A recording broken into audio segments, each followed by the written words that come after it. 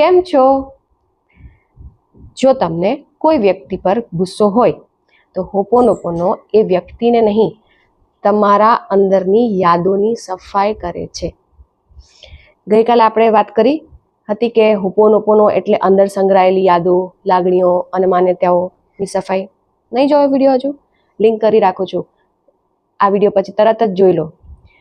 પણ હવે સવાલ એ છે, આ સફાઈ થાય કેવી રીતે? ધારો કે કોઈએ તમને દુઃખ પહોંચાડ્યું, તમે એ ઘટનાને વારંવાર યાદ કરતા રહ્યા. ધીરે ધીરે ધીરે એ યાદ તમારા મનના ઊંડા સ્તરે સંગ્રહાઈ ગઈ. હવે જ્યારે પણ એવી જ કોઈ પરિસ્થિતિ સામે આવે છે તો તમારો પ્રતિભાવ આજની પરિસ્થિતિ પરથી નહીં, પણ એ જ જૂની યાદો પરથી આવે છે. હોપોનોપોનોના 4 વાક્યો: મને માફ કરજો, આઈ એમ સોરી, કૃપયા કરીને મને ક્ષમા કરો, પ્લીઝ ફોરગીવ મી, આભાર, થેન્ક યુ, હું તમને પ્રેમ કરું છું, આઈ લવ યુ. આ યાદોને મુક્ત કરવા અને છોડવા માટેનું આમંત્રણ છે. તમે કોઈ બીજી વ્યક્તિને બદલવાનો પ્રયાસ નથી કરતા.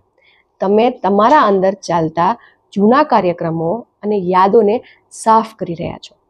અને જ્યારે આ યાદો સાફ થવા લાગે છે ત્યારે પ્રતિક્રિયાની જગ્યાએ સમજદારીભર્યો પ્રતિસાદ આવે છે અને દુઃખની જગ્યાએ શાંતિનો અનુભવ થાય છે. અગર 2 લાઈનમાં મારે સમજાવવું હોય ને કે શું, તો હોપોનોપોનો સમસ્યાઓને દૂર નથી કરતું, એ તો એ યાદોને સાફ કરે છે જે સમસ્યાઓને વારંવાર જન્મ આપે છે.